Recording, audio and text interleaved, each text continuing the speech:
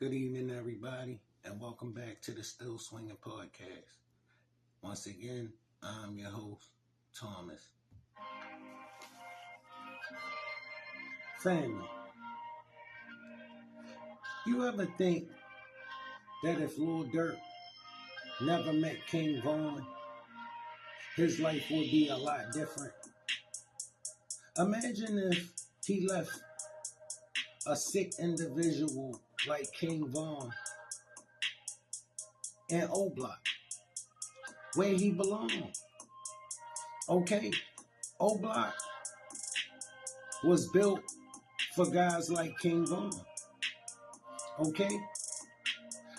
Imagine if Durk would have just left King Von where he belonged. You think Durk's life would be different? Yo, Durk started getting into a lot of trouble around the time he started rocking with Von. Alright? Listen, if he don't meet Von, none of this happening. None of this stuff that's going on in his life, if he don't bring Von with him, would be happening right now. You know that, right? Listen, everybody that rolled with King Von, if you notice, they ain't had good faith. All them dudes he talk about in the songs, his homies, they either pass away or end up doing 1,000,000 years. Alright, all affiliates of King Von. Bro, some people, right? The world is just a better place without them. And I ain't sitting here saying that I wish what happened on no man. What happened to King Von? I'm just calling a spade right now because that's what is needed in our community. Yo, we welcome the wrong people, okay? We bring the wrong people around us on our beautiful journeys, and they turn our beautiful journeys, what dreams are made of, into nightmares. All right? All it takes is one of them. All it took was one of them, King Von. You minus King Von, he would have never had that case in Atlanta with that, you know what I'm saying? Yeah, he would, you minus King Von, Durk not robbing people. All right, that's not what he was doing. And when King Von came around and he seen he couldn't control King Von, he should have sent King Von back home. He ain't do that. Listen, you see what only the family gets you? Because it ain't only the family. It's only the ghetto. And when you moving with only the ghetto, you moving with only ghetto logic. They pump you up to believe you need to retaliate. Because that's who in your comments telling you ain't slide for Von. You ain't slide for Von. Making you feel like your hand getting forced. And the peer pressure. And you falling victim to it.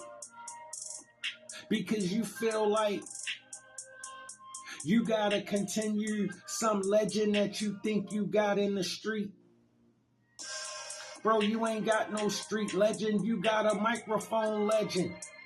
You should have cherished it, but you didn't. And this what happened.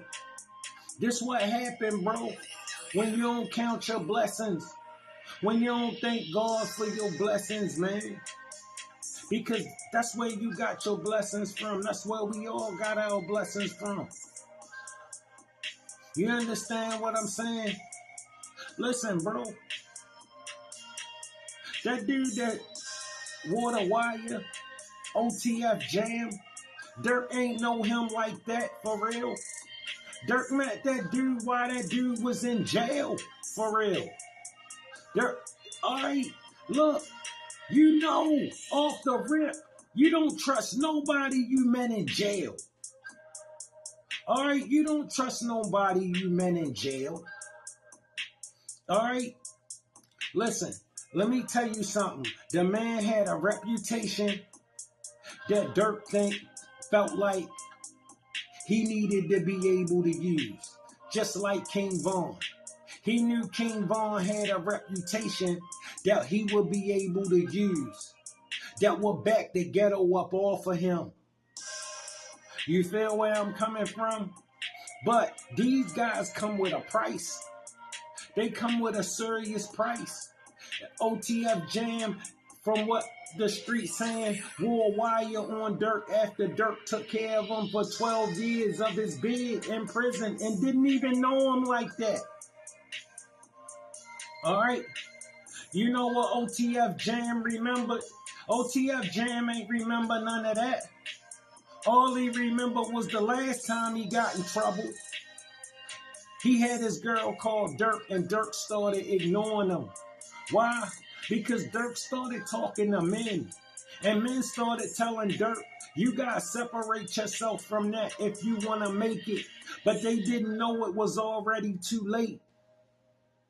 The wheels of justice was already spinning. And they was moving in Lord Durk's direction already.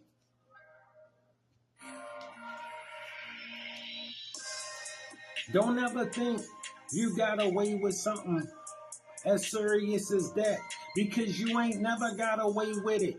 It ain't no statute of limitation on it.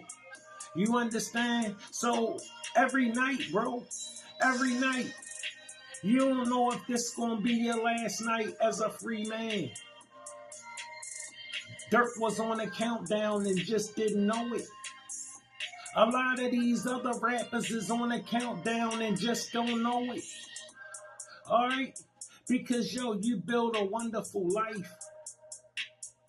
But you think you owe the streets to bring the streets with you. Listen, we the ghetto children. All right? And all we know is what we know. And we like the things that's familiar and the people that's familiar. But the people that's familiar are bad for you. You gotta get familiar with some people who got something to lose. Don't go getting familiar and staying familiar with people who got nothing to lose. They will help you lose it all. All right? Lord Durk tried to bring the ghetto with him. Chief Keef left the ghetto where the ghetto was at. You see the difference in their outcomes? They taught Chief Keef early. Yeah, the minute we ain't got something, we gonna come and try to take yours. Chief Keef said, no, I'm out of here. I ain't trying to have to lay nobody down, and I ain't trying to get laid down. This life I built, I'm keeping it. Still swinging out.